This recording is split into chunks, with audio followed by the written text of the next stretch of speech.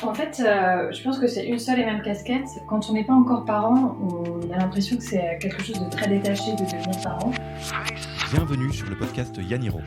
Je m'appelle Alexis Eve et 2 fois par mois, je vais à la rencontre d'entrepreneurs qui choisissent, le temps d'une discussion, de retirer leur costume de super-héros pour parler avec leur cœur de Jedi.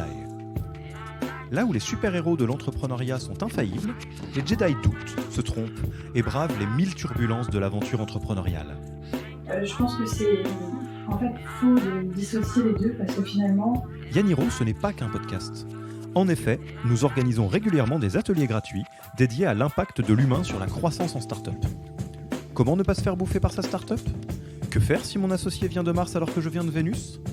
Si ces sujets vous parlent, alors rendez-vous sur www.yaniro.co/events EVENTS pour assister au prochain événement.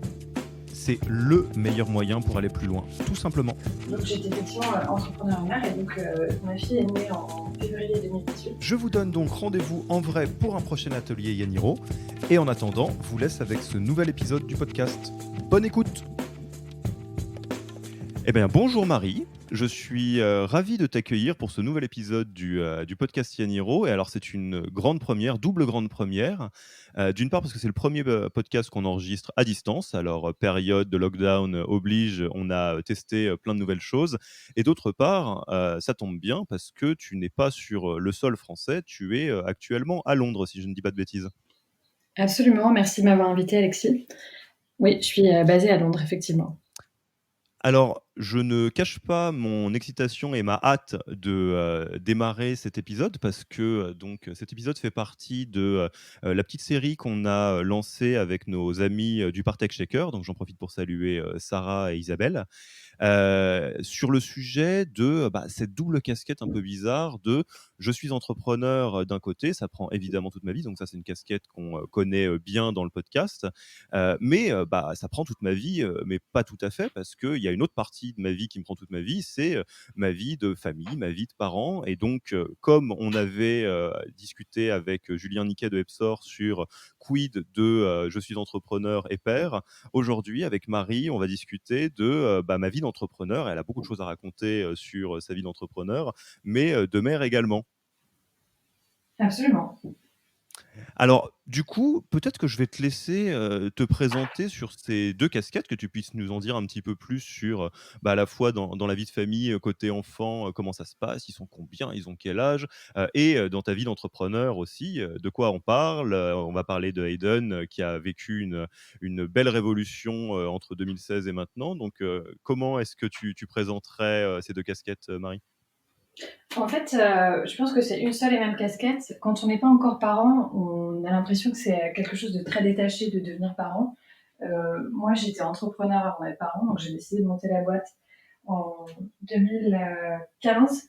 J'ai quitté mon job à ce moment-là.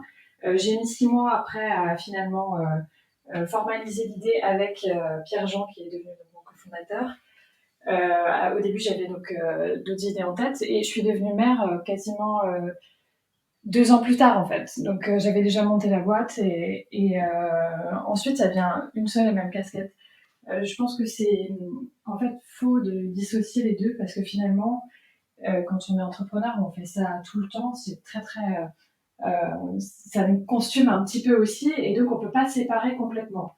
Donc j'étais effectivement entrepreneur et mère et donc ma fille est née en février 2018 et donc la start-up qui était à l'époque composée de 5 personnes a fini donc à 11 personnes en novembre dernier quand on a rejoint Twitter, qui nous a racheté à ce moment-là. Donc je peux te raconter les différentes parties en fonction de ce qui t'intéresse.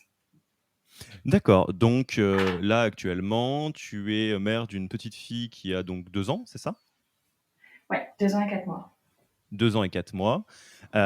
Et juste pour avoir le portrait global, ton associé, donc Pierre-Jean, il a aussi des enfants ? Oui, il a 2 enfants, ouais. En bas Il âge a 2 aussi, enfants. 5 ans. Ouais. En bas âge. Donc là, on va être sur une histoire où, toutes celles et ceux qui nous écoutent et qui ont, une start-up ou un projet entrepreneurial en cours et des enfants, en bas âge, pourront se retrouver. Bah, écoute, Marie, moi, ce que je te propose, parce que alors je me suis un tout petit peu spoilé, j'ai écouté, lu, et on a un petit peu discuté de l'histoire de Hayden, avant de démarrer. Moi, je te propose qu'on refasse un petit peu l'histoire et qu'on fasse le lien avec bah, justement ce qui n'est pas une autre casquette, mais ce qui est cet aspect de la parentalité en cours de route. Et bah, peut-être qu'on peut commencer justement sur le début de l'entrepreneuriat, donc 2015 ou vers 2016, la partie avant que ta petite fille n'arrive. Qu'en penses-tu? Ouais, avec plaisir. La boîte, en fait, a commencé officiellement en juillet 2016.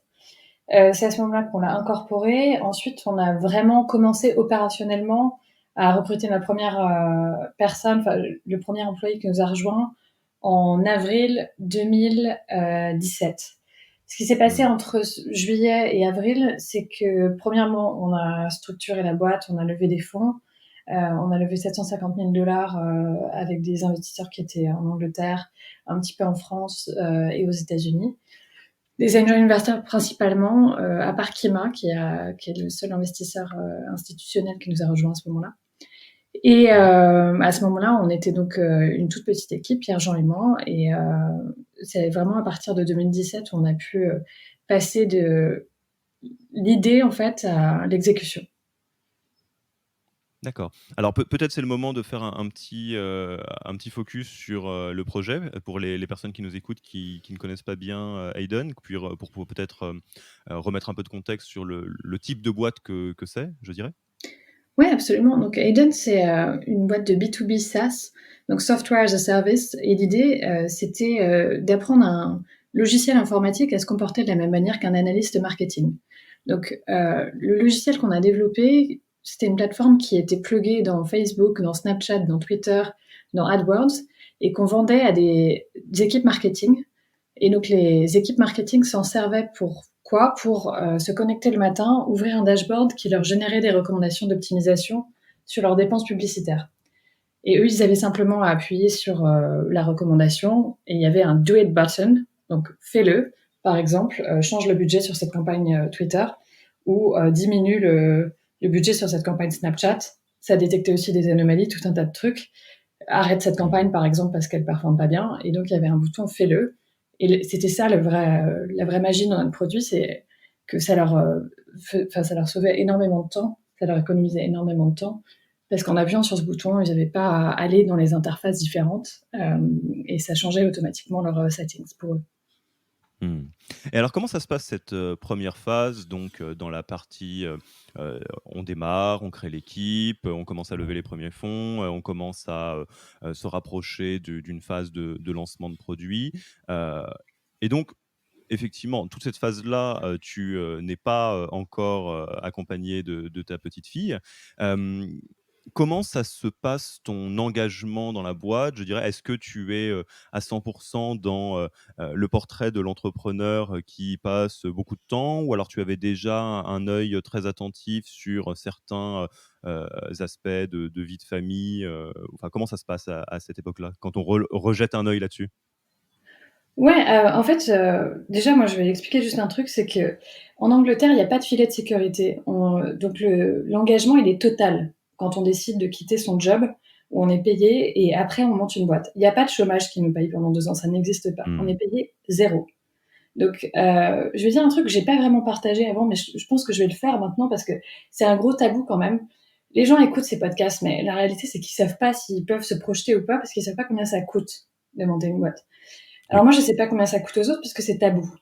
Par contre, je peux vous dire combien moi ça m'a coûté. Et premièrement, bah, clairement, c'est clair que c'est aussi un coût de manque d'opportunités parce qu'on continue pas dans son job. Moi, j'étais payée à l'époque un peu plus que 100 000 pounds parce que j'avais un job de sales. Donc j'avais une partie qui était fixe, une partie qui était Mmh. variable.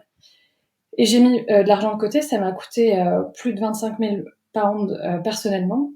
pour cette phase en fait où on ne sait pas ce qu'on fait, où on est en train de chercher, où on n'a pas de cofondateur ou de cofondatrice, où on est en train de se demander si on va le faire ou pas, jusqu'à ce que on lance la boîte et que on commence à se payer un salaire. Donc concrètement, en fait, mon commitment, enfin mon engagement, il était vraiment total. C'est pas tiens, bah, je vais penser en plus à avoir une vie de famille, etc. C'est plus on jette dans un projet et la vie elle continue. Et donc moi j'avais aucune intention de mettre entre parenthèses ma vie de femme et de me dire bah, je vais vraiment voir quand c'est le bon moment parce qu'il n'y a pas de bon moment en fait. Je pense pas, peu importe à qui on parle en fait, qu'on parle à des entrepreneurs, à des employés, il y a toujours un moment où il y a une promotion, il y a quelque chose qui va arriver. Donc moi ma philosophie c'était simplement de surtout pas faire de plan et de demander l'autorisation à personne. On n'a pas à demander l'autorisation à ses investisseurs, à ses amis entrepreneurs si c'est OK de faire un enfant en fait. Je pense qu'il faut par contre s'organiser pour avoir un réseau de soutien, bien sûr au Mmh. sein de sa famille, en la personne de mon mari en l'occurrence, puisqu'on n'a pas de famille qui habite en Angleterre, parce qu'on est français expatriés, et s'organiser pour pouvoir faire ça en fait, et faire tout ce qu'on veut faire. Ouais, donc quelque part, alors tu m'arrêtes si c'est pas exactement comme ça que tu l'as ressenti, mais en tout cas, moi, là, je le reçois un petit peu comme tel. Heu, il y a une notion un peu de saut dans l'inconnu, qui est assez comparable, en tout cas, et alors qui est probablement très renforcée par la notion de l'absence de filet de sécurité qu'il existe, en Angleterre, à la fois dans le lancement d'une boîte et dans le fait, d'agrandir ta famille. De dire: «De toute façon, il y aura pas de bon moment, il y aura jamais la bonne alignement de planètes, et je sais pas si on est obligé de réussir, mais en tout cas, on est obligé de se lancer pour avancer quoi, pour voir ce qui se passe». Et de la même manière que tu as fait ça avec 25 000 pounds dans le compte en banque, en se disant: «Bon, bah, on va voir où ça va, j'ai envie de le faire, et je vais pas attendre que tout soit aligné». Quelques années plus tard, au moment où vous avez décidé, ton mari et toi, d'agrandir la famille, tu l'as fait de la même manière, quoi. Tu t'es pas dit, «Bon, je vais est-ce que c'est le bon moment? Est-ce que c'est plus tard? Est-ce que c'est maintenant?» C'est, on y va, quoi. Pour partager quelque chose d'assez personnel, en fait, c'est on ne sait jamais, personne ne sait combien de temps ça va prendre pour tomber enceinte, en fait. Donc ça, c'est un autre Mmh. facteur aussi. Donc moi, je refuse de donner des conseils aux gens. Je partage mon expérience. Je ne sais pas si elle est bonne ou elle est mauvaise, mais en tout cas, ça, je veux bien le dire. Après, je suis très mal placée pour expliquer aux gens si c'est le moment ou pas pour eux d'essayer, parce que ça peut très bien prendre 1 mois, ça peut prendre 6 mois et ça peut prendre 3 ans. Donc, en Mmh. fait, simplement, ce que je dis, c'est qu'il faut pas essayer de se mettre des contraintes. Tu parles d'incertitude, effectivement. Alors, il y a un truc qui est hyper important, en revanche, c'est votre tolérance à l'incertitude quand vous imaginez que vous allez peut-être monter une boîte. Est-ce que c'est fait pour moi? Bah, est-ce que vous Mmh. arrivez à gérer l'ambiguïté? Parce que clairement, c'est quand même pas hyper stable comme situation. Donc, en général, bah, vous vous débrouillez pour continuer. Moi, c'était ce que j'ai fait, à payer les frais associés à notre foyer, parce que je voulais pas que ça repose sur mon mari. Est-ce que combien de temps vous pouvez durer? Donc, c'est la même chose que quand on a une start-up et des employés. C'est what's your runway? Donc, combien de temps vous pouvez tenir comme ça? Et puis, en l'occurrence, moi, j'ai décidé de pas avoir de plan B. Les gens me demandaient mais c'est quoi ton plan B si ça marche pas? Mais j'en ai pas. Parce que comme ça, je suis sûre que je vais tout donner. Et c'était ma Mmh. philosophie, mais je comprends aussi très bien qu'il y a plein de gens qui ne sont pas du tout à l'aise avec ça. Et donc, surtout, en revanche, je conseille aux gens de ne pas se mettre dans cette situation qui est effectivement assez extrême, s'ils ne sont pas confortables avec l'incertitude, le risque et tout ce que ça comprend, parce que ça, c'est le quotidien des entrepreneurs, en revanche. Ce que j'aime bien, c'est qu'il y a à la fois la notion de pas de plan B, skin in the game, quoi, engagement total, et pour autant, c'est pas du tout, antagoniste, hein, tu es au clair sur, j'allais dire les métriques, le runway. Tu sais, voilà, que globalement, ton matelas de pound, ça te permet de dérouler jusqu'à, telle ou telle date. Oui, plus ou moins. Alors, il est toujours extensible. Moi, ça m'a coûté, je disais 25 000, mais peut-être même un peu plus, mais personnellement, parce que je n'ai jamais priorisé d'aller chercher des tout petits montants, parce qu'il y a tout un tas de systèmes de, je sais pas comment ça s'appelle en France, mais des grants, peut-être des bourses ou Mmh. des financements qui sont tout petits. J'ai considéré que ça allait me prendre beaucoup de temps pour découvrir ce milieu que je connaissais pas du tout, plutôt que de brûler mes propres économies et voir si j'avançais plus vite comme ça. Parce que j'aime bien mettre la Mmh. pression aussi. Donc, je pense qu'il y a toujours des moyens d'étendre son runway, et il y a, enfin, il n'y a pas de bonne ou mauvaise approche, mais mon approche à moi, c'était de me donner 3 mois, à partir du moment où j'ai quitté mon job, pour réussir. Alors, je mets réussir entre guillemets, parce que c'est évidemment débile. En 3 mois, qu'est-ce que tu veux réussir déjà à trouver une idée, mais j'avais lancé 2 projets de boîte que j'ai tués par la suite, déjà dans cette période-là, parce que je me suis forcée à mettre une deadline. Et donc, je pense que la notion de runway et de deadline, elle est ultra importante.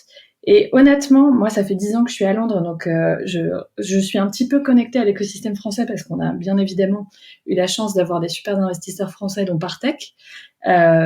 Mais je connais mal, enfin, ça fait quand même longtemps que j'habite plus là-bas, et donc je connais mal tout cet écosystème de gens qui effectivement ont 2 ans devant eux. Cette notion, elle n'existe pas du tout, c'est dans l'urgence que ça se fait quand on monte une boîte, en dehors de ce système qui finance en fait vraiment les lancements. Alors, je fais une toute petite aparté qui n'est pas directement liée au sujet du jour, mais parce que ça me frappe beaucoup ce que tu dis. Et alors, ça, c'est un peu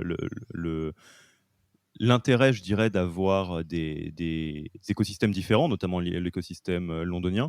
Euh, c'est une réalité, effectivement, de considérer qu'on n'est pas tous égaux, ou en tout cas, on n'a pas tous la même perception de qu'est-ce qu'est une situation sécure, je dirais, ou pas en Mhm. start-up. Et tu as raison. Moi, je connais des entrepreneurs, j'ai rencontré des entrepreneurs, j'ai accompagné des entrepreneurs qui pilotent avec 1 an de cash devant et en dessous d'1 an de cash, ils se sentent très anxieux, et des entrepreneurs qui vivent à 3 mois, et 3 mois, c'est ni bien ni mal, c'est la période dans laquelle ils sont naturels. Alors évidemment, ça crée Mhm. un autre rythme, un autre type, mais tout ça pour dire, et je pense notamment, ça me fait tilt parce que c'était un gros sujet dans la période fatalement du confinement, du coronavirus. J'ai eu beaucoup d'entrepreneurs qui m'ont posé la question, alors dans mon activité de coach plutôt, de à quel point il fallait partager aux équipes la réalité de la trésorerie.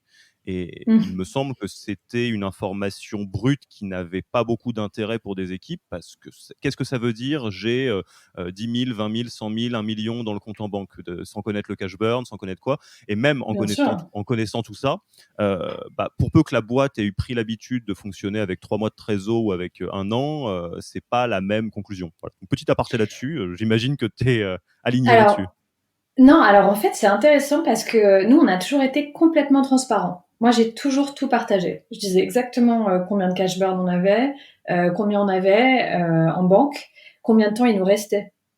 Donc, Hmm. moi, j'ai jamais rien caché de tout ça et je suis. En fait, c'est ce concept de la singularité, c'est quand on est entrepreneur, on ne sait pas où on se situe par rapport aux autres, parce que même si moi je parle un petit peu avec d'autres entrepreneurs, il y a plein de sujets qu'on n'aborde pas, et ça, par exemple, ça passe complètement à la trappe. Et je me suis rendu compte a posteriori qu'en fait, c'était pas du tout une info que les employés de start-up avaient, et notamment pendant le coronavirus. Et honnêtement, je suis assez choquée du nombre d'amis que j'ai qui ont perdu leur job parce que leur boss leur avait dit tout va bien, et en fait non, ils ont perdu des financements. Hmm. Donc moi, je suis pas du tout pour cette approche de dire ah non mais ça regarde pas les employés. Si, ça les regarde. Ça les regarde de savoir s'ils ont fait le bon choix d'être dans une boîte qui voilà opère en flux tendu, et il reste 2 mois, il reste 2 mois. C'est horrible quand on a que 2 mois de cash burn. Pour info, c'est quasiment impossible à moins de faire un emprunt, de récupérer des financements. Ça prend 6 mois de faire une levée Alors, minimum. je vais préciser effectivement mon point. Le sujet sur la transparence, c'était moins de ne pas être dans la transparence auprès des employés que d'être dans la transparence, pardon, d'informations qui sont lisibles. Effectivement, dire on a 3 mois, on Mhm. a 6 mois, Ouais, on a quelque chose comme ça, c'est beaucoup plus pratico-pratique et impliquant que de dire on a, je sais pas moi, 67 000 euros dans le compte en banque, ce qui est bien un peu sûr. plus compliqué. Absolument. Euh, Ouais, ça, c'est clair. Je suis d'accord. donc, alors on va faire un petit fast forward. Tu es dans cette situation de démarrage de boîte. Ça se passe comment? Tu es entre l'excitation, j'ai l'impression que l'ambiguïté, ça te fait pas trop peur, toi, d'une manière générale, et ce sentiment d'instabilité.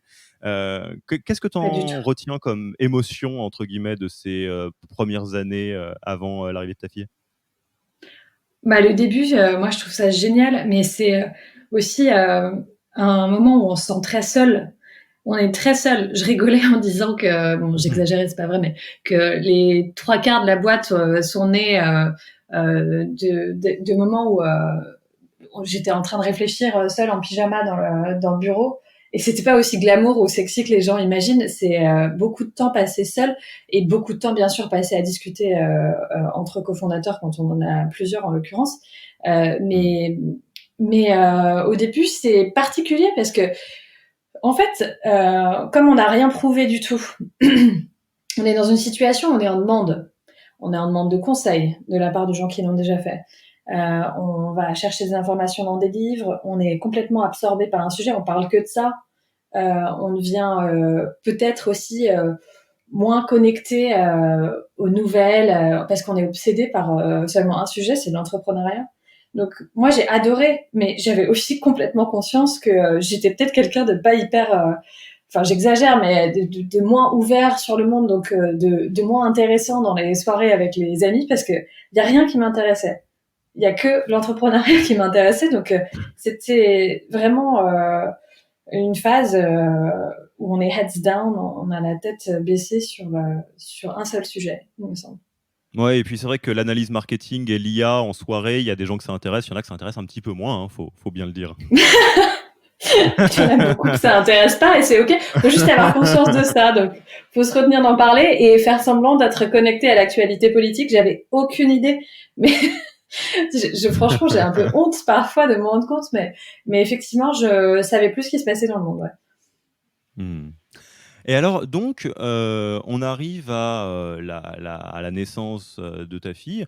Comment ça se passe? Parce que, alors, si tu vas aussi loin que tu veux, évidemment, mais et il y a aussi beaucoup de curiosité de ma part parce que c'est des, comment dire, des contextes que je connais moins en Angleterre, même si là, tu étais dans une position de dirigeante plutôt que de salariée. Mais donc, tu rentres dans le cycle complet de à la fois grossesse, une certaine forme de, je ne sais pas si c'est des congés, mais une pause maternité, avec la Mm. boîte à côté. Comment ça s'est passé toute cette période pour toi? À partir du moment où ma fille est arrivée, Oui, absolument. Et un petit ouais. peu avant, justement, Alors, grossesse, enfin, ouais. comment tu concilies les 2 quoi, le Ouais, boulot, et heu ouais, bah, alors, ce qui est intéressant déjà, c'est que moi j'ai eu une grossesse relativement facile, honnêtement, mmh ce qui est un petit peu plus facile à gérer. Alors bien sûr que j'étais fatiguée et il y avait on était dans des bureaux où il y avait une salle pour dormir, que j'ai utilisée qu'une fois parce que il y avait à l'époque, c'était un tout nouveau bâtiment et il y avait des tours organisées. La seule fois où je me suis dit: «Tiens, je vais faire une sieste parce que j'en peux plus», il y a un groupe de 10 personnes qui est rentré pour visiter la salle de sieste. Et j'étais l'exemple parfait de l'entrepreneur enceinte qui dormait, quoi. Je me suis dit, bah, poster child, ça aurait pas pu être mieux pour leur marketing. Donc, je l'ai pas refait ensuite, mais globalement, je me sentais pas mal. Donc, je voyageais beaucoup aux États-Unis, à San Francisco. C'était un moment où on était en train de sécuriser notre premier client. Donc, j'ai quand même une histoire que je pense pas avoir racontée, mais qui moi me fait beaucoup rire parce que c'était quand même hallucinant de se retrouver toute seule à San Francisco dans un quartier pourri. Parce que à Mmh. l'époque, on payait le moins cher possible pour aller dans des Airbnb où il y avait une chambre, etc. Et j'étais au début de ma grossesse, au tout début, je l'avais même pas annoncé. J'étais peut-être, je sais pas, 1 ou 2 mois. Et en fait, j'avais attrapé donc une fièvre en sortant de l'avion, parce qu'on est dans l'avion pendant 12 heures et quand on est enceinte, on est beaucoup plus sujette à ce type d'infection. Et donc, je me retrouve toute seule dans San Francisco avec une grosse fièvre dans mon appart et je sors pour aller chercher un truc à la pharmacie. Je connaissais très mal la ville et j'étais dans un sale quartier. Et en fait, j'ai commandé un Uber et malheureusement, je suis tombée dans les pommes au moment où il est arrivé à cause de la fièvre. Et quand j'ai rouvert Mmh. les yeux, mais pas longtemps après, je me rends pas compte, peut-être 20 secondes après, et le mec était parti. Et sur le moment, je n'ai pas du tout compris et je me suis dit, mais qu'est-ce que c'est? Et en fait, j'ai compris plus tard qu'elle avait dû penser que j'étais peut-être une junkie ou quelqu'un qui était mal en point parce que malheureusement, cette ville aussi a beaucoup de gens qui sont pas du tout dans un bon état. Et donc, ça Mmh. m'a vachement ouvert les yeux sur le fait qu'il y avait aussi peu de solidarité entre personnes différentes parce que c'est un des exemples, après j'en ai eu plein d'autres. Mais là, on se rend compte aussi que finalement, quand on est dans une situation où effectivement on est enceinte, on est loin de chez soi, on n'a pas de système médical parce que j'avais pas du tout prévu ce genre de truc, on peut s'exposer aussi. Donc tout s'est bien fini. Mais je me suis dit qu'il fallait que je fasse un tout petit peu plus attention parce que bien sûr maintenant on se sent responsable à partir du moment où on est enceinte de bien faire les choses aussi, quoi. Ouais, c'est le côté, aventurière, un peu tête brûlée, il y avait des je sais pas si c'est des limites, mais des garde-fous en tout cas dans cette situation. Absolument et franchement, j'étais pas du tout bien juste avant d'aller voir Airbnb. C'était un meeting hyper important parce que, clairement, ils travaillaient pas avec nous et là, c'était, le moment où ils devaient et j'ai repoussé le meeting parce qu'évidemment, j'étais pas bien du tout, à plus tard dans la journée et j'y suis allée quand même et franchement, pendant 1 heure, j'ai complètement fait poker face et finalement, ils sont devenus nos 1ers clients et c'est bien aussi de se dire qu'on peut faire plein de choses en fait aussi, malgré tout. Et ensuite, le reste de la grossesse s'est déroulé très bien. J'ai aussi appris en fait à peut-être avec le recul à voir comment je communiquais parce que moi je n'ai jamais demandé de l'autorisation bien sûr, mais je vois aussi que c'était un peu compliqué de communiquer ça même à ses employés parce qu'il y avait que des jeunes à l'époque parce que c'était le tout début qui avaient entre 22 et 25 ans. Mmh. Donc c'est marrant en fait de devoir dire à ses employés qu'on attend un enfant, sachant que bien sûr ils sont des années, enfin ils sont à des années d'être dans la même situation, donc il y a Ouais, peu c'est pas tout d'empathie à fait leur monde, ouais. naturelle. Non, c'est pas leur monde et c'est intéressant parce qu'en fait on se rend compte bien sûr quand on est CEO, on est constamment à des niveaux de communication très différents. On est très en Mmh. hauteur, on est très en bas, on parle à des gens qui ont des âges complètement différents, qui sont dans des postures différentes et donc il faut vraiment réfléchir à ça et donc ça développe l'empathie bien sûr de se mettre à la place des gens qui en fait, il faut réfléchir à la manière dont le message atterrit parce que c'est le même. Ouais. Le message c'est: «Je suis enceinte». Sauf qu'il atterrit Mmh. pas du tout de la même manière chez les employés parce qu'ils vont se poser 1 milliard de questions. Ah oui, mais qu'est-ce que ça veut dire? Du coup, qu'est-ce qui se passe avec la boîte? C'est la CEO, et cetera. Que quand on le dit à des amis ou à la famille, bien sûr. Donc, il faut juste, faut réfléchir à ça, vraiment. Et ça m'a pas mal appris. Ensuite, moi, j'ai continué à, je veux dire, aller sur scène quand on était invité à avoir des prises de parole. TechCrunch Disrupt à Berlin, j'étais enceinte de 7 mois. C'est la dernière fois que j'ai voyagé à ce moment-là. C'était en Mmh. décembre. J'ai accouché un peu moins de 2 mois plus tard. Ouais. Et ça, c'était intéressant, mais honnêtement, ce qui était assez challenging, c'est qu'en fait, on pitchait, enfin, je levais des fonds en même temps. Heureusement que j'avais mon cofondateur qui était là avec moi dans la plupart des séances de levée de fonds parce que la réalité, c'est que je perdais mon souffle, ce qui est un symptôme tout à fait normal de la grossesse. Sauf que quand on est en train de pitcher et qu'on est censé projeter de la confiance en soi, de l'assertivité, la notion de connaissance d'un sujet en profondeur, c'est hyper dur quand on perd son souffle constamment. Et donc, on a développé un peu un espèce de jeu de rôle où, quand j'avais besoin de reprendre mon souffle, je disais, mais ça, c'est une très bonne question pour toi, PJ. Et lui, il reprenait. Et ça se voyait pas. Mais en fait, il faut quand même réfléchir à ces trucs-là parce que, évidemment, on n'est pas du tout à pied d'égalité avec des gens qui traversent pas des grossesses et qui essayent de lever des fonds. donc, euh, donc ça, À c'est à à intéressant. À ce sujet-là, j'ai une anecdote, moi, qui m'a alors je n'ai jamais été enceinte, hein, voilà, ceci est une annonce. Une grosse fois. Mais par contre ouais, tout à fait, c'est une grosse exclue pour cet épisode.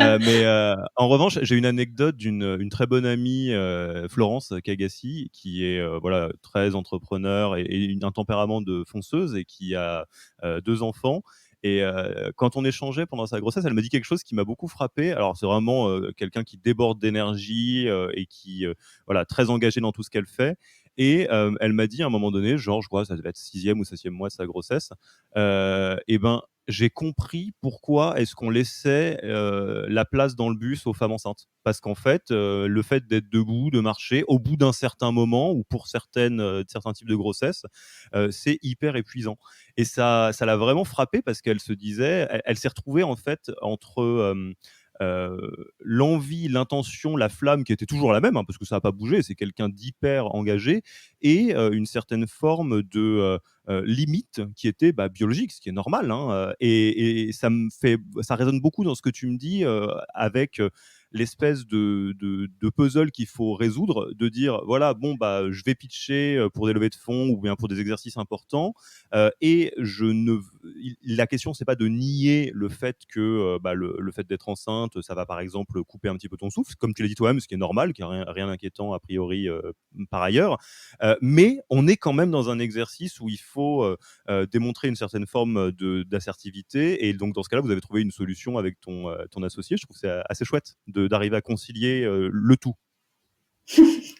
Ouais, en fait, on se rend compte que c'est pas possible pour les gens en face de comprendre, puisque Oui, non, c'est sûr. nous-mêmes, si c'est la première grossesse, mais moi je pense que j'avais aucune idée en fait, parce que c'est pas parce que quelqu'un te raconte quelque chose que tu peux le sentir en fait. Et donc, et c'est ça l'empathie en fait, la vraie, c'est de se mettre dans la peau de quelqu'un, et c'est juste pas possible, à moins que vous soyez en face de gens qui ont vécu la même chose. Et donc, effectivement, il faut peut-être trouver des parades, mais globalement, ça s'est bien passé. Après, en fait, moi, sur la fin de la grossesse, donc je devais accoucher en mars. J'ai accouché un peu plus tôt. J'ai accouché le 8 février. Ce qui s'est passé, c'est que, en gros, j'avais des complications parce que le bébé commençait à perdre du poids dans mon ventre. Il y avait un problème avec le cordon, donc je me suis fait monitorer. Et là, je suis partie, moi, du bureau le vendredi et j'ai accouché, je crois, le mercredi ou jeudi d'après. Et j'avais pas du tout prévu d'accoucher si rapidement. Je pensais que j'avais encore quelques semaines devant moi, donc j'avais pris peut-être 2 semaines pour travailler de la maison avant l'accouchement. Et pour le coup, j'ai une anecdote qui est assez marrante parce qu'on était encore en train de lever des fonds. On avait déjà eu Partech qui avait dit OK pour être le lead investor, mais il fallait closer le reste. Et du coup, ça m'arrangeait évidemment absolument pas d'accoucher avant, puisque j'avais prévu je voulais closer avant d'accoucher et d'être tranquille et de pouvoir profiter en fait de mes quelques semaines de congé maternité. Et j'étais donc en train de me faire monitorer comme tous les jours depuis une semaine. J'étais obligée d'aller à l'hôpital tous les jours pendant 1 heure juste pour qu'ils mettent des électrodes là, pour écouter le cœur du bébé. Et j'étais au téléphone avec Cédric Célin, qui est un angel investor génial, qui est un ami et qui m'avait été présenté par Reza de Partech à l'époque. Et donc je lui parle de la boîte, etc. Et puis à un moment donné, il y a la nurse qui arrive, l'infirmière, et qui dit il faut raccrocher. Il faut que vous alliez accoucher maintenant. Et donc, je suis désolée, je dois y aller. Et puis, je lui envoie un email et je dis, je suis désolée, j'ai un changement de programme, je vais accoucher.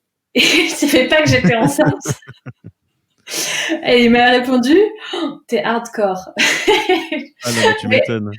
Mais je lui ai dit, mais non, en fait, je suis pas du tout hardcore, je suis pas du tout comme ça, j'en ai toujours parlé, j'ai toujours été très ouverte, moi, j'ai jamais eu de problème pour m'asseoir. J'ai pas du tout fait, je suis au-dessus de tout ça, j'étais pas au-dessus de tout ça, mais par contre, on est dans un flow et donc on continue à avancer. Et parfois, effectivement, on oublie de mentionner, c'est jamais le bon moment en plein milieu d'un pitch de dire, au fait, je suis enceinte de 8 mois et demi.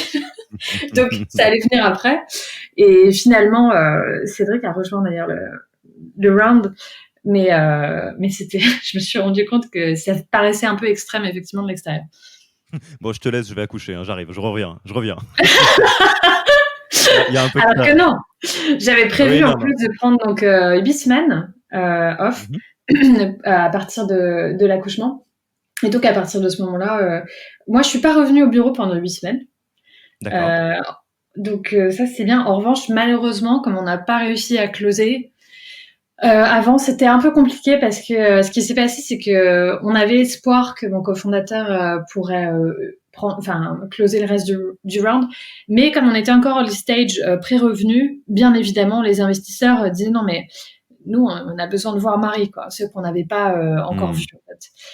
Ce que je peux tout à fait comprendre. C'est une grosse décision quand même de donner des centaines de milliers d'euros ou des millions à une start-up. Donc, j'ai dû prendre des meetings avec des fonds d'investissement à partir de mon bébé avait 3 semaines, Ellie avait 3 semaines. Donc, parfois, je venais avec Ellie, en fait, qui était un tout petit bout de chou. Mais je disais, OK, no problem, parce qu'il disait, est-ce que vous pouvez venir dans le bureau? Et moi, je dis pas de problème. Par contre, je viens d'accoucher. Donc, I assume you're baby friendly. Et c'est un peu la même chose de dire que j'imagine que vous êtes gay friendly. Les gens peuvent pas Ouais. répondre ah non, pas du tout. Et il faut le faire en fait. Je pense que c'est vraiment important de surtout pas cacher ce qu'on traverse, pas dire oui, pas de problème, parce que c'est très difficile en fait quand on vient d'accoucher. Honnêtement, c'est juste hyper dur. Le corps s'en remet pas facilement non plus. Et hop, on met un trench coat et les gens voient rien de l'extérieur. Mais c'est pas possible de faire ça. C'est pas bien non plus. Et je pense qu'on a une responsabilité aussi d'être vocal en fait simplement. On va pas commencer à raconter l'accouchement parce que alors là tout le monde quitterait la pièce en courant. Ah, mais c'est comme ça que ça se passe, mais on m'a pas dit. Faut pas exagérer, mais je pense vraiment que c'est pas bénéfique. Je dis en l'occurrence aux femmes qui écoutent de je sais pas si c'est protéger l'audience ou de pas partager, mais il faut simplement dire les choses comme elles sont, quoi. Tu veux dire, bah si j'ai un bébé de 3 semaines, et si vous allaitez en plus, bien sûr que ça veut dire que vous pouvez sortir du meeting pour aller allaiter. Et en Angleterre, les gens sont extrêmement ouverts là-dessus. Je sais pas du tout comment c'est en France, mais Mmh. c'est une chance aussi. Ou alors peut-être c'est de la politesse, je sais pas, ou du politiquement correct, mais c'est agréable. Bah, dans les 2 cas, ça fonctionne, hein, quelle que soit Ça l'intention au fonctionne. démarrage. Mais alors peut-être que je me trompe et s'il y a un angle mort, tu nous le partageras, mais j'ai un peu le sentiment que effectivement, que ce soit partie grossesse, partie, petit bébé à la maison, heu la plupart des gens, réagissent bien, en fait, en réalité, à partir du moment où tu leur expliques. Il y a des exigences qui font partie du jeu auquel vous jouez. Enfin, par exemple, effectivement, je pense que peut-être que ça serait un peu déplacé d'en vouloir à des investisseurs qui veulent rencontrer, toute l'équipe de management avant d'investir dans une boîte, parce que ça fait un peu partie des règles du jeu et c'est pas contre, enfin, ni, les entrepreneurs, ni, les femmes, ni les mères, ni quoi que ce soit, je pense. Et Tout à le fait. fait que toi, tu trouves une solution en disant: «Bon, bah, voilà, est-ce que vous êtes baby friendly? Je vais venir avec mon enfant» et cetera. J'ai dans ce que tu me racontes, j'ai pas le sentiment que, les gens te regardent un petit peu, comme une poule devant un couteau, quoi, un petit peu de bizarrement, sans comprendre. J'ai l'impression qu'il y a plutôt de la bienveillance. Ouais, ouais, absolument. Après, je pense encore une fois que je me suis rendu compte parce que c'est les soft skills finalement d'être capable de communiquer de manière d'articuler en fait le fait qu'on peut venir, mais que ça nous dérange pas, mais qu'on sera avec notre bébé, etc. Moi, j'ai fait déplacer des investisseurs pour venir me voir chez moi, Mmh. enfin dans mon quartier à Hampstead. Je leur ai dit, il y a pas de problème, mais j'ai un tout petit bébé, donc on peut se voir, mais soit on fait un vidéo call. Et aujourd'hui, ça paraît une évidence. Pourquoi les gens Oui, ont mais besoin de se voir en face to face, en réalité? Je dis pas que c'est, enfin, si on peut le faire, c'est mieux. Mais moi, j'ai dit, je viendrai pas dans vos bureaux qui sont, je sais pas où. Je viens d'accoucher, quoi. Enfin, à un moment ouais, donné, il ça a faut pas de arrêter sens, de ouais. s'excuser, quoi. Non, ça a pas de sens. Et peut-être que les gens sauront jamais ce que c'est parce que je parlais à des hommes qui avaient bien sûr pas, enfin certains pas du tout d'enfants et aucune idée de ce dont je parlais. Mais ça n'empêche qu'il faut le dire pour soi, pour au moins être en paix et pas cacher des trucs, quoi. Parce qu'en plus, honnêtement, il y a tout un tas de situations différentes. Moi, en fait, j'ai eu des complications à 5 semaines, j'ai dû me faire réopérer après l'accouchement. Donc en fait, j'ai pas vraiment eu de congé maternité parce que même si j'étais pas au bureau, j'ai eu 8 semaines en tout. Et au bout de 5 semaines, j'ai dû retourner à l'hôpital pendant une journée où j'ai pas vu. Mmh. J'étais toute seule à l'hôpital, ni mon mari, ni mon enfant, parce qu'il fallait bien que quelqu'un s'en occupe. Donc ça aussi, ça arrive. Et en fait, c'est un peu awkward parce que on n'a pas envie de rentrer dans les détails. On sait pas si on doit le faire parce qu'en plus, on peut être pudique et c'est ok, ou on peut être quelqu'un qui part dans plein de détails et c'est ok, mais c'est juste qu'il faut se rendre compte aussi que c'est pas anodin. Et je pense que il y a plein de gens qui veulent pas gêner aussi en face, qui vont pas se permettre de poser des questions du style est-ce que ça va, vous vous sentez bien, l'allaitement ça se passe bien, parce que Mmh. franchement les gens vont se dire ouais, je peux pas poser cette question.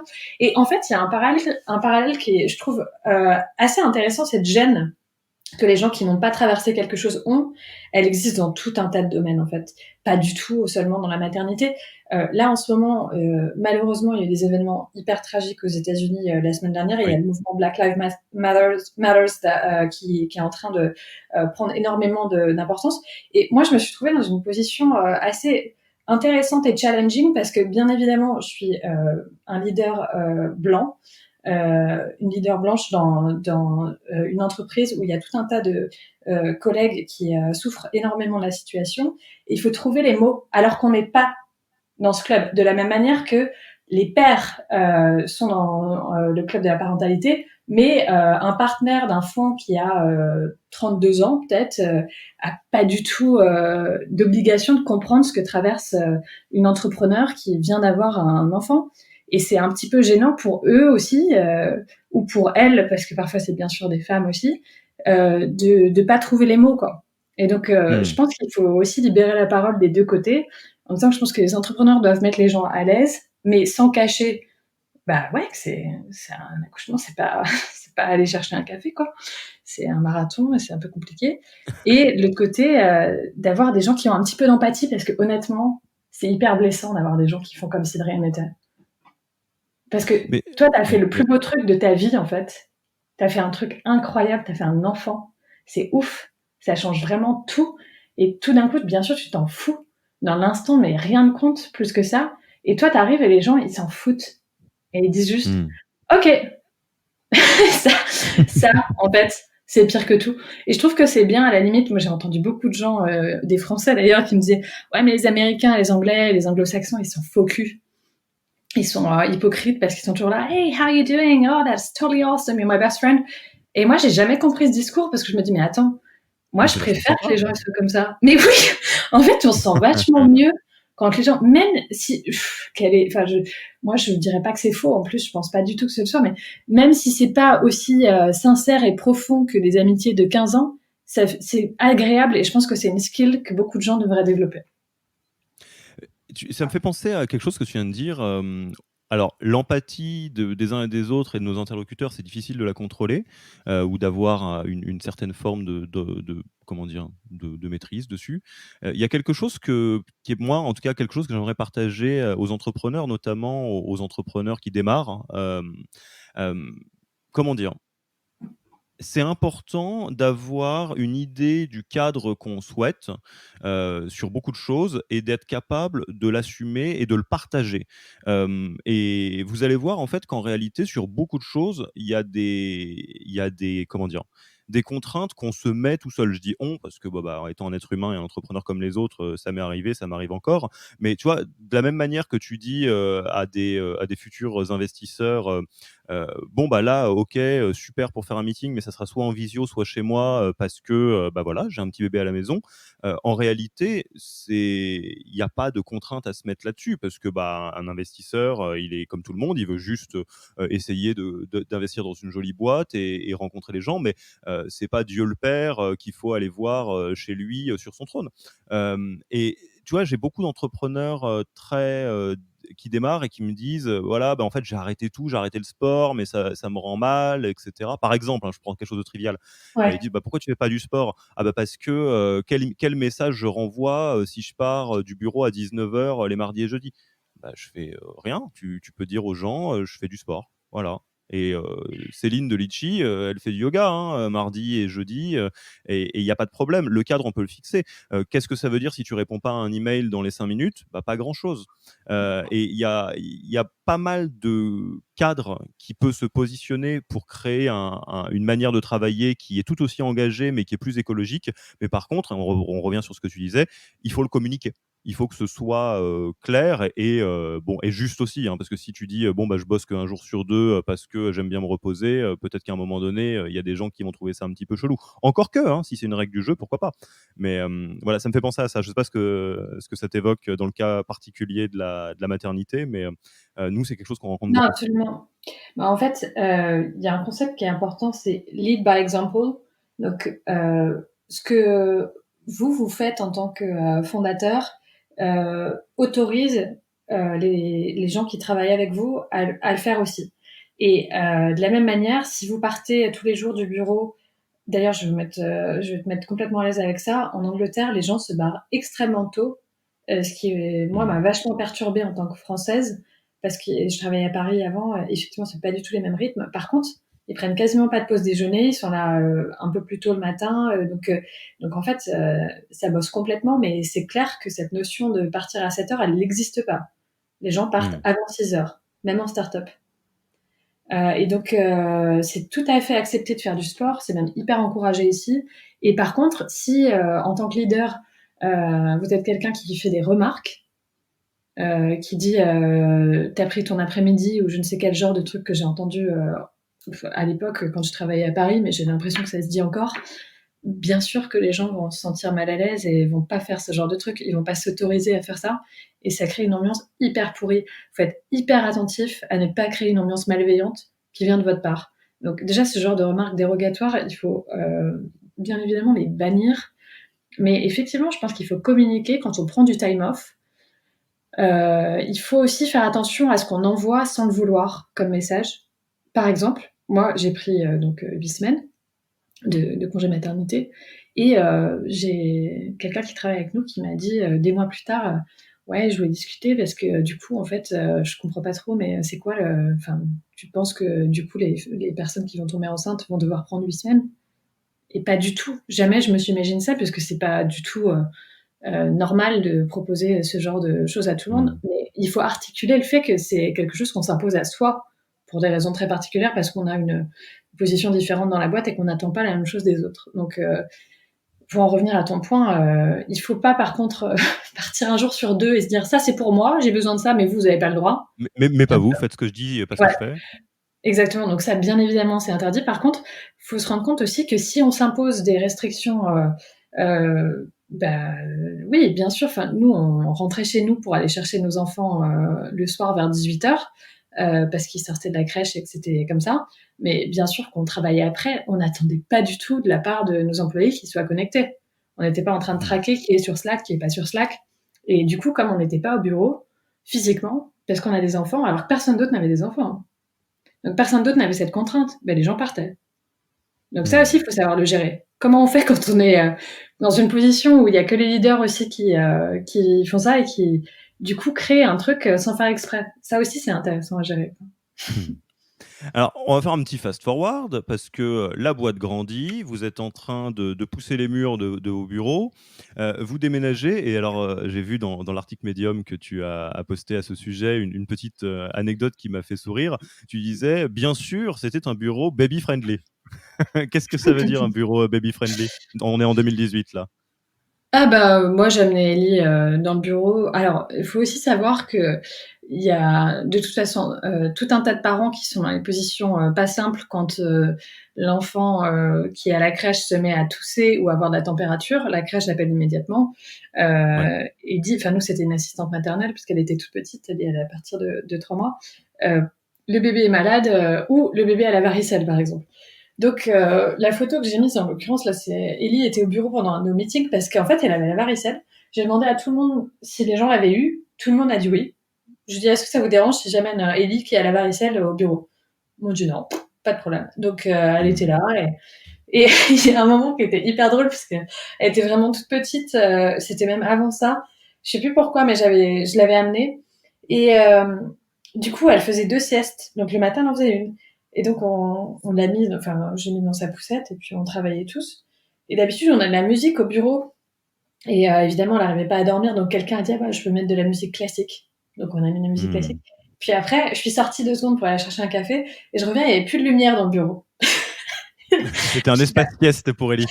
C'était trop marrant, il y avait un ingénieur qui a dit non, mais je pense qu'elle est gênée par la lumière, du coup il avait éteint la lumière pour, pour laisser mon bébé dormir. Mais en fait, les gens sont vraiment euh, très ouverts sur ce genre de choses. C'est juste que il faut pas se dire, en fait, il faut pas garder des tensions, des frustrations parce que euh, on peut pas, bah, on n'a pas de système de garde. Qu'est-ce que je fais? Je travaille de chez moi, c'est hyper compliqué. J'avais besoin d'être au bureau pour je ne sais quel truc. Est-ce que en fait, je m'autoriserais pas à demander aux gens si ça les dérange? Parce que c'est ça le truc, c'est que souvent Ouais. on saute cette étape.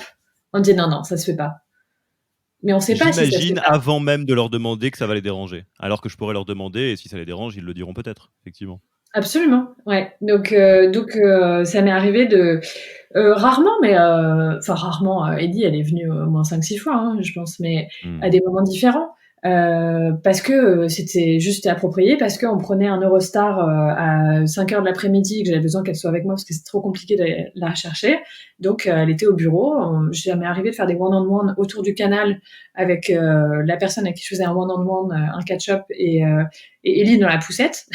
Donc de l'extérieur, ça ressemblait peut-être à quelqu'un qui se baladait avec son bébé et sa nounou, ou son, son babysitter, mais c'était simplement une scène de travail comme une autre.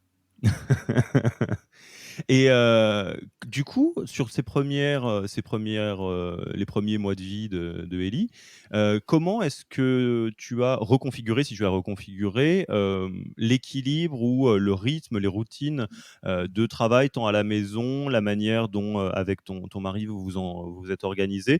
Enfin, tout change, c'est une certitude, il y a un équilibre à retrouver, et comment vous vous y êtes pris? Consciemment ou pas d'ailleurs, hein, mais en tout cas, comment ça s'est passé?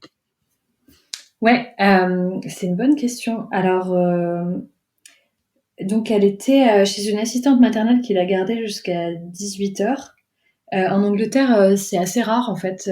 En général, ça finit à 4 ou 5 heures, ce qui est assez contraignant d'ailleurs. Et l'école finit à 3h30 pour les Mmh. petits qui ont moins de 3 ans.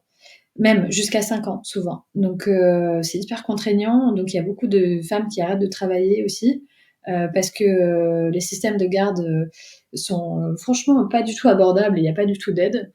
Donc, nous, on a pris une assistante maternelle donc c'était comme une petite crèche et on l'a déposée le matin je crois que c'était 8h30 au début.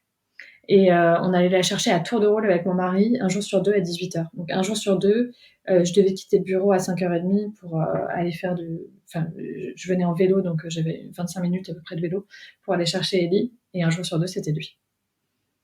D'accord, et donc bon an mal an, ça se passe bien, une nouvelle vie, vous retrouvez vos marques? Oui, alors on oublie vite. Donc, comme tu me poses la question, j'essaie de me rappeler. Je sais pas si je fais un bon job pour décrire vraiment comment c'était, parce que c'est difficile aussi. On a des baisses de motivation parfois en tant qu'entrepreneur tout court. Il y a aussi un truc qui s'appelle la dépression postpartum. Donc, moi, je suis pas du tout d'une nature à avoir les idées trop noires. Et clairement, j'étais pas au top de ma forme, mais c'est aussi lié naturellement à la baisse des hormones. Donc je Mmh. sais pas si j'ai traversé ça consciemment ou pas, mais c'est clair que j'étais hyper fatiguée. J'étais épuisée moralement en fait, parce que de retourner au bureau, d'annoncer la levée de fonds, parce que on a emmené tout le monde à Lisbonne. Il y avait 3 mois. Donc ça faisait 3 mois que j'avais accouché. On a amené tout le monde surfer. Même moi j'ai surfé, mais en fait on est un peu en mode en fait, enfin, c'est important d'avoir deux rôles aussi, parce que bien sûr, on est là pour motiver, pour apporter de l'énergie.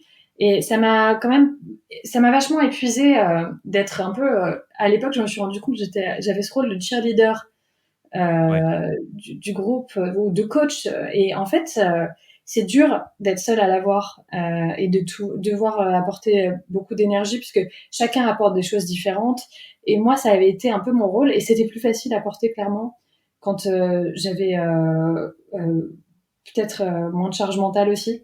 Donc c'est à Mmh. partir de ce moment-là, et beaucoup plus tard, maintenant ça fait ma fille a 2 ans et demi, mais je referai pas du tout la même erreur. C'est clair que je sais pas pourquoi j'ai pensé que c'était ma responsabilité. C'était une grosse erreur. Je pense qu'il faut vraiment, et maintenant ça a changé dans l'équipe, mais il faut donner de la, comment on dit, pardon, je suis désolée, je vais utiliser des mots en anglais, mais c'est un peu agaçant. Euh, il faut empower, j'allais dire, donc donner le pouvoir aux gens de savoir que c'est aussi leur rôle de coacher les Mmh. autres, etc. C'est pas seulement le rôle des leaders. Et alors, si on avance encore, un petit peu sur la timeline, il y a une partie qui doit être particulièrement, heu, comment dire? Notable, je dirais. En 2019, vous décidez de déménager à San Francisco pendant 3 mois. Si je dis pas de bêtises, tout le monde dans la même maison. Alors, comment ça se passe là, cette histoire-là? Alors là, c'était assez dingue. En fait, on part à San Francisco en avril, je crois que c'était le 8 avril 2019, pour une conférence que Partech avait organisée qui s'appelait le Founders Summit, qui était super. Et à ce moment-là, on rencontre quelqu'un qui s'appelle Pierre Bétouin, qui est un très bon ami maintenant, que je connaissais pas du tout à l'époque et qui est le CEO d'une startup qui s'appelle Screen, qui est un succès énorme. Et lui a fait Y Combinator avant de partir, de déménager de Paris pour aller à San Francisco. Et donc, c'est marrant parce que c'était vraiment la veille de la deadline de Y Combinator. Et en fait, il faut absolument que vous postuliez. On avait déjà postulé une fois, on avait été pris aux entretiens, c'était le tout début. Dayton, on n'avait pas été pris. Et donc, c'est un petit peu considéré comme Stanford ou la NBA des accélérateurs, Y Combinator. Donc, on se dit, bon, on ne sait pas si c'est bon pour notre stade, parce qu'on est un peu plus gros, on a levé des fonds, etc. Mais on se dit, on va quand même postuler. On postule, mais vraiment complètement à l'arrache, à minuit, la veille de repartir en Angleterre. On envoie le truc. Et en gros, ils nous disent, ouais, venez pour les entretiens, on vous paye le billet, etc. Donc là, les entretiens, c'est 12 heures de vol pour 10 minutes d'entretien. C'est un peu particulier. En plus, il y a 3 personnes qui balancent des questions dans tous les sens. Donc, c'est marrant. C'est un truc intéressant à faire aussi parce que faut pas non plus dire qu'on joue notre vie. Nous, on avait aussi déjà levé des fonds, etc. Il y a beaucoup de gens qui attachent énormément d'importance à ça. Il y a des gens qui priaient dans le couloir avant d'aller se faire interviewer. Il y a des gens qui étaient avec plein de canettes de Red Bull en train de bachoter leur pitch. C'était assez drôle. Donc, je pense que c'était aussi des gens un petit peu plus jeunes. Nous, on avait moins ce truc-là parce que dans le sens où faut pas oublier que c'est pas Dieu. Personne n'est Dieu. On va pas se faire détruire notre idée parce que quelqu'un n'y croit pas. C'est pas la première fois, c'est pas la dernière fois que quelqu'un n'y croit pas. Et donc, on arrive dans ce truc et puis on se fait remercier très rapidement. Et on apprend plus tard qu'on n'a pas été sélectionné. Et en fait, on réfléchit à partir de ce moment-là et on se dit, mais en fait, tous les gens à qui on a parlé, Nicolas Dessaigne d'Algolia, Mathilde Collin de Front, Daniel Yanis de Checker, Pierre Bétouin de Screen, qui sont tous des Français qui ont fait Y Combinator et qui ont déménagé à San Francisco et qui font partie prenante de l'écosystème de San Francisco, nous disent oui, mais en fait, le gros bénéfice, c'est bien sûr, oui, c'est d'avoir le tampon Y Combinator, mais c'est d'être tous ensemble dans une maison et de bosser tout le temps, quoi. Et d'avoir Oui, cette esprit. tu peux avoir les modalités d'un accélérateur sans être dans un accélérateur. Tu peux le recréer quelque part, en partie. Absolument. Et donc, on se dit, bah, pourquoi on ne ferait pas? Mais maintenant. Et ça, c'est arrivé très rapidement. Et c'était, franchement, je pense, enfin, maintenant, avec le recul, je m'en rends compte aussi, mais c'est vrai que je suis partie déjà 2 fois à San Francisco en l'espace de 3 semaines, et je reviens. Et en plus, je suis passée par Las Vegas entre deux. On était à une conférence avec Tori que je venais juste de recruter pour m'aider dans les sales. Je suis restée bloquée là-bas parce que j'ai changé mon billet pour pouvoir passer par San Francisco pour faire l'entretien. Et donc, quand on a loupé en fait un aller ou un retour, ils nous annulent l'autre partie du voyage et je savais pas. Donc, je me suis retrouvée aussi entre deux bloqués à Las Vegas dans une situation complètement cocasse. Et je rentre et là, je dis à mon mari, il faut absolument on n'a pas été pris, mais on va quand même partir 3 mois. Mais on va y aller quand même. Et c'est clair que franchement, on s'est bien trouvé pour quelque chose, mais je me rends compte que je lui en fais voir quand même de toutes les couleurs, heureusement, que ça a valu le coup dans le sens où je lui dis, je le fais pas. En fait, faut voir les choses en grand aussi. Pourquoi on faisait ça? C'était pas pour aller se marier à San Francisco. C'était pas drôle du tout. Il y avait beaucoup de logistique. Ça faisait peut-être vachement vibrer les employés. Mais PJ et moi, on a réfléchi à 2 fois avant d'expliquer ça à nos conjoints respectifs, quand même, parce que lui, il a 2 enfants. Moi, j'ai un enfant. Ça veut dire que, on s'est organisé différemment, mais moi, je rentrais toutes les 2 semaines. C'était difficile aussi d'être séparée, bien sûr, de ma fille, même si tous les soirs pour elle et tous les midis pour moi, j'avais une alarme et je lui lisais son bedtime story, son histoire pour aller se coucher. Donc, bien sûr, c'est pas que je la voyais pas, je la voyais, mais j'étais pas physiquement là. Et c'était hyper fatigant de faire les allers-retours, mais l'idée c'était go big or go home en 3 mois. Donc, on a fait ça pourquoi? Pour aller s'exposer au feedback des gens de la Silicon Valley. Donc, j'ai dit à toute l'équipe que moi, j'avais souvent accès via notamment le Founder Summit de Partech ou d'autres de business trips à bah, franchement, l'expérience géniale de ces fondateurs que je mentionnais plus tôt. Mais je voulais que toute l'équipe le voit. Et en fait, il y a tout un tas de product managers, d'ingénieurs, de salespeople qui sont dans des boîtes et qui partagent leur expérience. Et je voulais que toute notre équipe puisse leur parler. Donc le deal, c'était, vous allez là-bas, par contre, vous allez là-bas et vous regardez dans mes contacts LinkedIn et vous me faites une liste. Tiens, je veux parler à telle et telle personne. Moi, je vous mets en contact et vous allez boire des cafés en plus de votre day job. Sinon, ça sert à rien, quoi. Oui, oui, si c'est pour rester au bureau à SF, ça sert pas à grand-chose.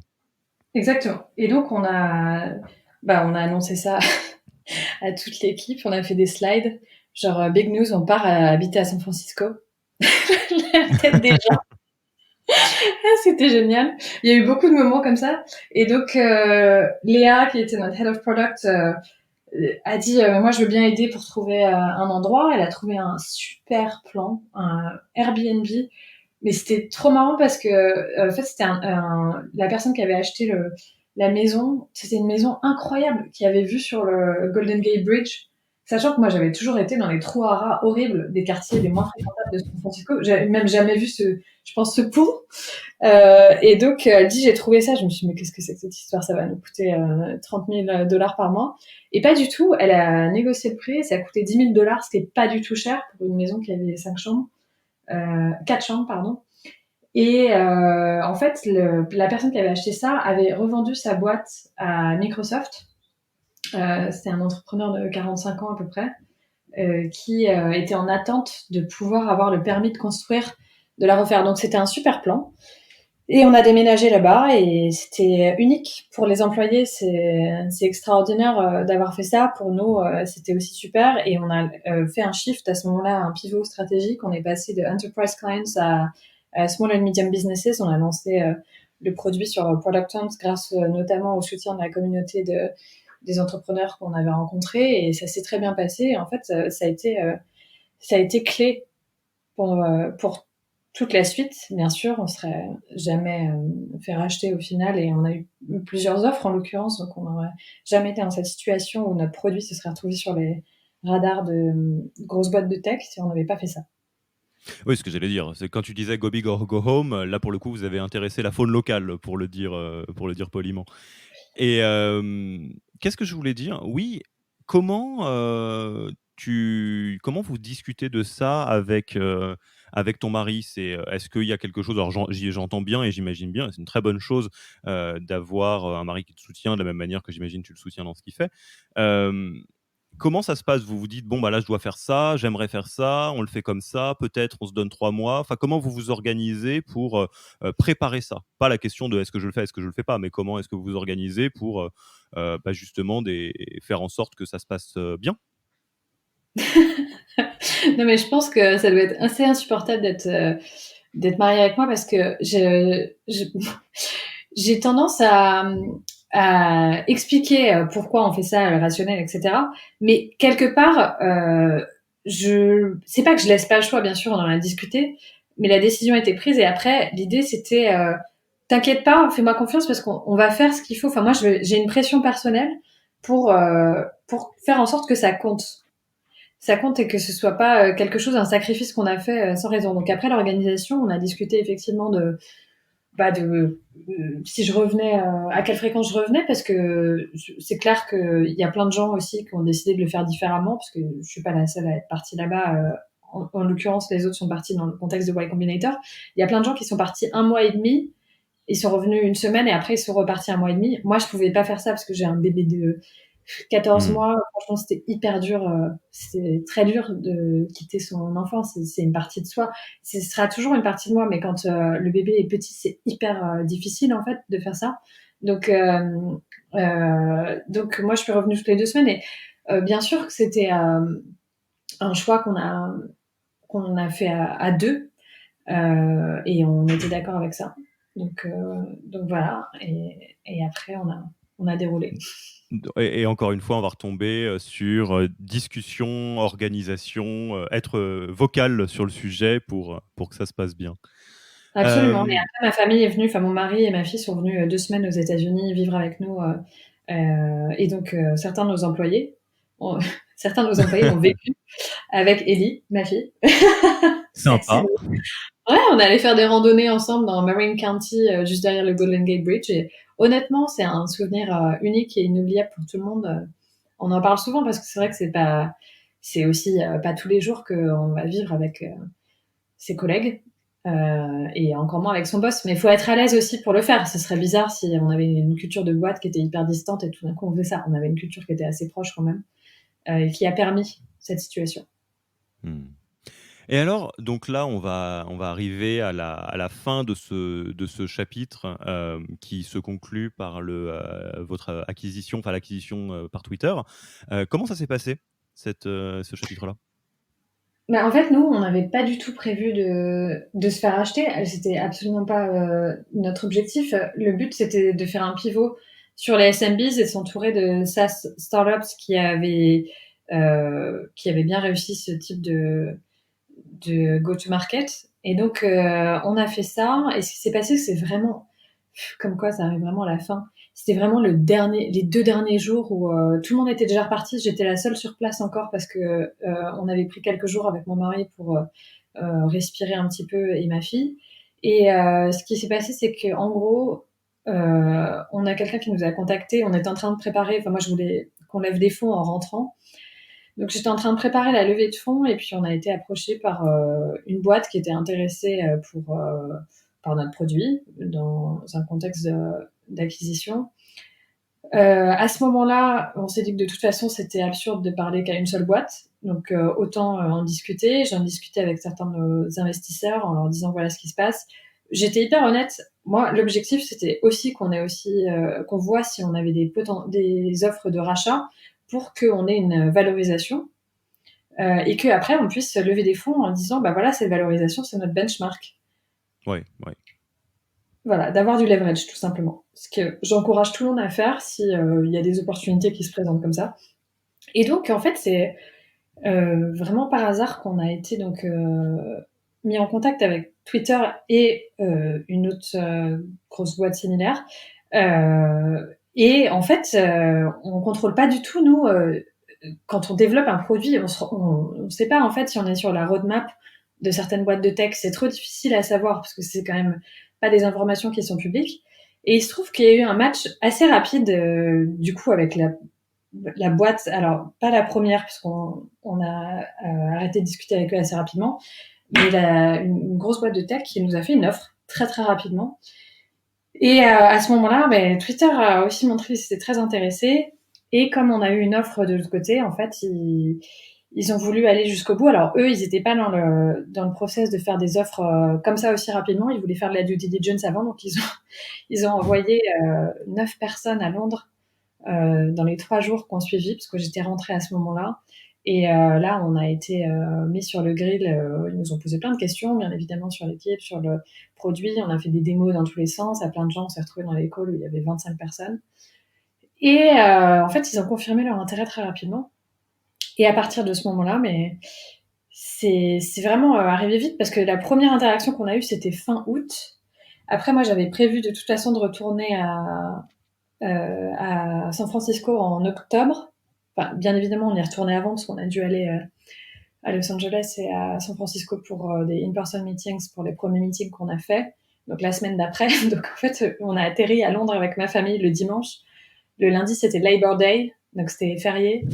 Et le mardi, on avait rendez-vous à Santa Monica et ensuite le mercredi à San Francisco. Donc je suis restée 24 heures à Londres et je suis Mmh. repartie juste et après, donc en octobre, ce qui s'est passé, c'est qu'on avait reçu donc 2 term sheets et on était dans la phase de réfléchir à si on allait le faire ou pas. Et là, j'ai eu un dernier meeting avec Twitter et notamment avec Jack Dorsey. Et c'était génial. Et du coup, on s'est dit, bon, bah, on va le faire en fait. On va vendre la boîte. Et c'était vraiment un peu une surprise pour nous parce qu'on était dans la démarche de lever des fonds pour le mois de janvier. Évidemment, maintenant qu'on sait qu'il y a eu le coronavirus et tout un tas de trucs, on se dit waouh, c'est marrant, le timing il est drôle quoi. Mais, euh, Ouais. mais ouais, c'était l'histoire. Ça aurait pu plus mal se passer, ouais, quand on refait l'histoire, à plein de niveaux, ça aurait pu être un timing un peu moins, clément. Et alors je jette un œil d'ailleurs sur le timing parce que je suis en train de me dire qu'on pourrait faire un épisode record de 3 heures, mais c'est gentil de ta part de me donner autant de temps. Et alors après moi je suis confiant dans le fait que les auditeurs, auditrices, vont écouter, jusque-là. Hem Moi, il y a une question là qui me brûle les lèvres. Donc, ça fait du coup quelques mois que tu as basculé d'une position d'entrepreneur mère à salarié de Twitter, si je dis pas de bêtises. Tu as ce statut-là du coup maintenant. Ouais, absolument. Alors, est-ce que ça fait quelle différence ça fait? Comment ça se passe? Bon, alors toi, tu avais été dans des jobs de salarié avant de monter une boîte, mais est-ce que ça fait un grand shift? Comment tu le vis cette période-là? Oui, bien sûr, ça a rien à voir. Ça n'a rien à voir puisque dans une situation, on est 100% responsable, on est on the front line tout le temps. Après, on arrive dans une organisation, là, en l'occurrence, il y a 4000 personnes, donc on n'est pas les seuls. En fait, la responsabilité de la réussite est distribuée de manière différente, très différente. Mmh. Donc ça, c'est bien sûr un fait. Après, ça dépend parce que honnêtement, il y a tout un tas de contextes d'acquisition très différents. Nous, on nous a donné des responsabilités très claires, c'est d'intégrer notre technologie chez Twitter. Donc en fait, on fait la même chose à la base, sauf que moi, du coup, je suis directrice du produit maintenant, donc je commence à aussi toucher à d'autres produits chez Twitter. C'est hyper intéressant. Je travaille avec des gens qui sont passionnants. Je travaille beaucoup, toujours avec les États-Unis. Enfin, je suis à part mon équipe qui est basée à Londres, je suis en contact plutôt avec des gens qui sont là-bas. Et donc, il y a beaucoup de choses à apprendre. Il y a des profils très différents. Il y a des gens qui ont été dans plein de boîtes différentes, d'autres qui sont entrepreneurs, qui ont rejoint Twitter via des acquisitions comme nous. Mmh. Donc, c'est fascinant. Du moment qu'il y a des choses à apprendre, honnêtement, et il faut pas oublier que moi, je suis une first-time entrepreneur. J'avais une idée de monter une boîte et il y a quelques personnes qui disaient ah bon bah, j'espère que ça va marcher et, mais bien sûr qu'ils pensaient aussi que ça allait peut-être pas marcher parce que 9 fois sur 10 ça fonctionne pas statistiquement parlant, c'est idiot si on veut réussir de se lancer dans l'entrepreneuriat et au final en 3 ans c'est très gratifiant aussi de se dire que tout ce travail que toute l'équipe a fait, bah, quelque part, il a vraiment plu à certaines personnes et tout d'un coup, notre technologie qu'on a développée dans nos petits bureaux avec Ellie qui était dans le noir en train d'écouter de la musique classique, aujourd'hui, elle a l'opportunité de se retrouver dans des centaines de milliers, des millions de personnes. Donc, Elle moi, je peux elle est au pas cœur ne du pas être storytelling, grateful. Elie. Ouais, absolument, elle était là. Elle a participé sans le savoir ou en le sachant. Ah mais c'est, bah, une très, très jolie, histoire, et en tout cas dans ces différents chapitres. Et est-ce que, du coup, dans la partie, qui est un peu le focus d'aujourd'hui, c'est différent d'être, enfin, est-ce que l'équilibre justement, vie pro, vie, de famille est très différent dans une position de salarié ou, au final, c'est à peu près kiff kiff? Non, ça a rien à voir.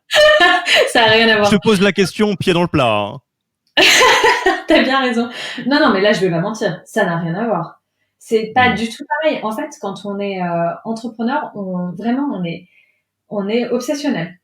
Et donc, ça laisse peu de place pour autre chose. Alors moi, j'ai toujours fait très attention à mon mariage, mais c'est hyper difficile parce que pour la personne avec qui on partage nos vies, mais parce que c'est une obsession, c'est la même chose que de partager sa vie avec quelqu'un qui est fan de vélo ou de n'importe quel autre domaine. C'est souvent, je fais le parallèle avec les gens qui font du sport parce que ou qui sont acteurs parce qu'ils sont sur des tournages, etc. Là, c'est pareil en fait. Il y a toujours la boîte qui passe en premier. Il faut faire hyper attention à ça. Bien sûr, ça met beaucoup beaucoup de pression sur notre vie personnelle. Et je le dirai jamais assez, mais vraiment, moi, mon mari, il m'a soutenu, mais à 1000%. Il a fait des sacrifices que, bien sûr, j'aurais fait pour lui, mais que, très honnêtement, on voit pas souvent autour de nous parce que, oui, ça détonne d'avoir effectivement cette répartition de la responsabilité, en fait, de l'enfant. Parce que moi, quand j'ai expliqué que je partais 3 mois vivre aux États-Unis, même si je revenais toutes les 2 semaines, il faut aussi gérer la culpabilité que ça génère de dire ça à des gens qui peuvent pas du tout se projeter dans la même situation, quoi. Les femmes s'imaginent pas trop faire ce genre de truc. Du coup, faut assumer ses choix et faut aussi, enfin, je dois remercier mon mari, faut assumer aussi d'avoir pris autant de temps sur sa vie aussi professionnelle pour prioriser notre projet commun et c'est sa réussite autant que la mienne. Mmh. On va arriver à la fin de cet épisode, Marie. Écoute, je me répète, mais c'est vraiment ce que je pense. Si ça ne tenait qu'à moi, on continuerait à échanger pendant des heures et je te poserais des questions sur à peu près chaque différent sous-chapitre, notamment parce que, en toute transparence, effectivement, on l'a dit au tout début, on en a parlé sur différents sujets. C'est des situations de vie que moi, je ne connaîtrais pas en tant qu'homme et donc que je trouve très fascinante parce que bah, c'est l'idée d'essayer de comprendre pour mieux se mettre dans les chaussures de différentes personnes. Euh, Avant qu'on arrive à la fin de cet épisode, moi j'ai deux petites questions. La première, c'est s'il y a des personnes, auditeurs, auditrices, qui ont été vraiment très intéressés par cet épisode, qui ont envie d'entamer la discussion avec toi pour une raison ou pour une autre. C'est quoi la meilleure manière de te contacter? Alors, étant entendu, j'imagine que tu as tes propres agendas, hein, donc tu feras comme tu peux, mais c'est quoi le canal par lequel te contacter? Twitter. Twitter, oui. Bah, ça paraît très logique une fois que tu le dis. Donc, Marie Houtier sur Twitter. Et comment? Absolument. Absolument. Et dernière question, on a fait exprès d'avoir un focus sur donc le sujet général de l'entrepreneuriat et de la parentalité, et c'était extrêmement important pour nous d'avoir à la fois des entrepreneurs hommes et femmes, parce que la parentalité, c'est quelque chose que tout le monde peut vivre, mais pour autant, il y a des petites différences entre être père, être mère, et j'imagine que le milieu de l'entrepreneuriat ne fait pas exception dans ces différences. Euh, c'est quoi la question que je ne t'ai pas posée là encore, que j'aurais pu te poser, ou bien le sujet qu'on n'a pas abordé dans cette macro thématique, dont tu as vraiment envie de parler maintenant, notamment en imaginant que bah, y a des entrepreneurs qui nous écoutent. Bah, la plupart de l'audience de ce podcast sont des entrepreneurs, hommes et femmes, et que peut-être certains sont bah, soit déjà parents, soit vont le devenir, et ils sont en train de t'écouter. Qu'est-ce que tu as envie de leur partager, ou quelle est la question que tu aimerais que je te pose pour finir? Euh, En fait, moi, j'ai pas forcément de questions que j'aimerais que tu me poses. En revanche, je suis vraiment très intéressée d'entendre plus de prises de parole sur ce sujet parce qu'il touche énormément de gens et que je pense que c'est encore très difficile, comme tu l'as mentionné, pour les gens de libérer leur parole. Parce qu'on traverse tout un tas d'émotions, qu'on soit parent ou qu'on soit pas parent d'ailleurs, qu'on vienne peut-être de décider d'avoir un enfant et qu'on sache pas. Moi, il y a beaucoup de gens qui sont venus me voir. Et bizarrement, ça m'a étonnée parce que j'avais pas imaginé en fait qu'il y avait autant de gens qui étaient dans cette situation. Mais j'ai parlé donc à des panels, j'ai fait des podcasts sur le sujet parce que il me semblait que c'était peut-être ma responsabilité, mais j'en étais pas trop sûre. Et il y a beaucoup de gens qui sont venus me voir en me disant oh, bah merci parce que moi j'ai réfléchi, mais j'ose pas parce que je suis une femme, j'ai 29 ans, j'essaie de lever des fonds et je viens de me marier, donc les gens projettent un petit peu que je vais avoir des enfants, je sais pas comment aborder le truc. Donc j'aimerais simplement encourager en fait via tes podcasts que les entrepreneurs partagent, les hommes bien sûr, autant que les femmes, comment ils peut-être eux ont abordé le sujet et qu'est-ce qu'ils conseillent de dire. Et moi, je pense vraiment qu'il faut savoir être vulnérable. C'est OK. Et j'ai peut-être, avec du recul aussi, un peu souffert du fait que les gens imaginent que c'est une superwoman, justement, c'est cliché de dire ouais, t'es une fonceuse, t'es quelqu'un qui a pas peur, etc.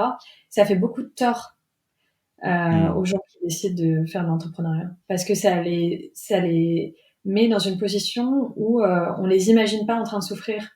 Et bien sûr qu'on souffre à plein de niveaux différents. Moi, ma fille a été hospitalisée 3 fois depuis sa naissance pour des problèmes respiratoires. J'ai passé énormément de temps, notamment juste après l'acquisition, quand tout le monde imagine qu'on est en train de boire du champagne. J'ai passé 10 jours avec mon mari à l'hôpital de Dunkerque entre Noël et jour de l'an parce qu'on était en visite dans la région.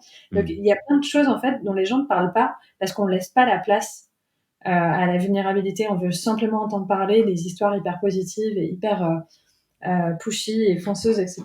Et je pense qu'il faut, grâce à ton travail de coach et de, euh, de podcasteur, de libérer la parole sur ces sujets qui sont humains et réels. Alors je vais rajouter très, très peu de choses parce que, c'est tout à fait enfin, je ne peux qu'être 100 d'accord avec ce que tu dis et c'est, peut-être l'une des pierres fondatrices de ce podcast, mais je le résumerai en très peu de mots au-delà du sujet d'effectivement de, entrepreneur et parentalité. Hem Il y a une tendance de fond dans le milieu entrepreneurial, en tout cas français, je ne vais pas trop me projeter dans des domaines que je connais moins, à présenter les entrepreneurs comme des super-héros, super-héroïnes, Superman, Wonder Woman, heu, d'avoir un mythe un peu de ce mode-là, de fonceur, de, se brûler, de faire beaucoup de choses, de ne jamais se laisser abattre. Petite anecdote à ce sujet, dans la période du coronavirus, j'ai rencontré, voilà, beaucoup d'investisseurs qui se disaient, presque inquiet du optimisme des entrepreneurs parce que c'était malheureusement pas la meilleure attitude à avoir dans la période actuelle. En tout cas sur certains sujets. C'est bien de voir le verre à moitié plein, mais pas forcément au moins au moment où ça vient biaiser la réalité. Et nous, ce qu'on défend, mais jour après jour, dans les coachings qu'on fait, quand on accompagne des entrepreneurs de boîtes de différentes tailles, quand on fait des podcasts, quand on a écrit un bouquin qui s'appelle The Fucking Human Factor, c'est en réalité, quand on est entrepreneur, quand on est fondateur, fondatrice, le rôle qu'on a à jouer dans cette aventure est énorme et il va se passer ce qui va se passer sur la base de qui vous êtes, avec tout ce qui est déjà présent, les failles, les forces, certaines faiblesses, certains moments de faiblesse, certains moments vraiment de grâce. Et nous, on considère que en lieu et place du paradigme du super-héros, on aime bien défendre un paradigme du Jedi, où bah, on démarre de là où on démarre, peut-être fermier de l'espace, peut-être que sur le chemin, il va y avoir énormément de problèmes, peut-être qu'il va falloir se confronter à des trucs particulièrement sombres, peut-être qu'il va y avoir beaucoup de moments où on va devoir mettre un genou à terre, mais peut-être que c'est aussi de toutes ces mésaventures et de tous ces rebondissements dont la réalité se pave pour créer des jolies histoires aussi. Et il n'y a pas non plus que des belles histoires, et c'est pas grave non plus. Donc, en lieu et place du super-héros, nous, on est ravis d'accueillir des Jedi et de les aider à se révéler ou de les aider à témoigner, comme ce que tu as fait aujourd'hui, Marie. Bah, merci beaucoup, Alexis. C'était super de participer à ce podcast. Bon, bah écoute, je te souhaite le meilleur là pour ta nouvelle vie au côté Twitter et puis tout le reste. Et puis, bah, je te dis peut-être à une prochaine dans quelques temps si on fait un nouvel épisode de poursuivre la suite. Et d'ici là, je te dis à bientôt. Pas de problème.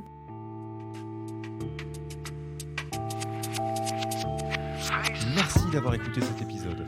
Si ça vous a plu et que vous ne voulez rater aucun nouvel épisode, le plus simple est de vous inscrire sur la newsletter Yaniro sur www.yaniro.co. Pour aller plus loin, rendez-vous lors d'un de nos ateliers gratuits pour commencer à avancer sur vos propres turbulences. Je sais, ça fait peur, mais c'est comme ça qu'on avance. On vous attend avec impatience sur www.yaniro.co/events, EVENTS, et à dans 2 semaines pour le prochain épisode.